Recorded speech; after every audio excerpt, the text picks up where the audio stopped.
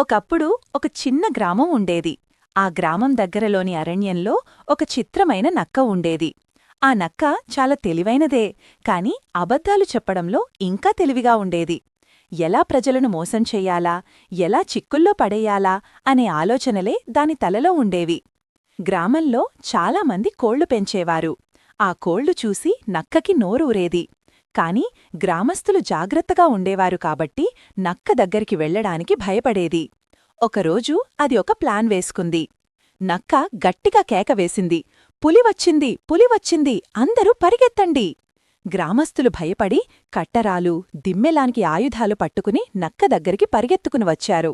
కాని అక్కడ పులి ఏదీ లేదు, కేవలం నవ్వుకుంటూ ఉన్న నక్క మాత్రమే. గ్రామస్థులు కోపంతో నకిలీ కేకలు వెయ్యొద్దు, ఇది సరైన పని కాదు అని హెచ్చరించారు. నక్క మాత్రం పొట్టపట్టుకుని నవ్వింది. రోజులు గడిచాయి. మళ్లీ నక్క కేక వేసింది, పులి వస్తోంది, పులి వస్తోంది! గ్రామస్థులు పరుగెత్తుకుంటూ వచ్చారు. మరోసారి వారిని నక్క మోసం చేసింది. ఇప్పుడు అందరూ విసిగి, ఇక మీదట నిన్ను నమ్మం, నిజం చెప్పినా కూడా మా చెవులు నిన్ను నమ్మవు అని చెప్పి వెళ్ళిపోయారు. ఒకరోజు నిజంగానే పెద్ద పులి అరణ్యం నుంచి గ్రామం వైపు వచ్చింది.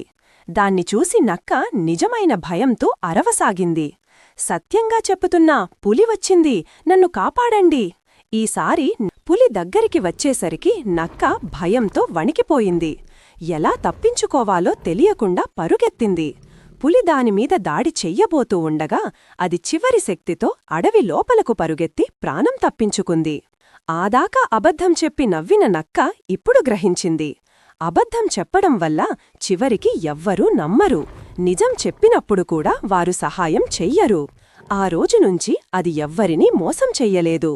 కథలోని మోరల్: అబద్ధం చెప్పేవారిని ఎప్పటికీ నమ్మరు, నిజం చెప్పినప్పుడు కూడా వారు నమ్మబడరు.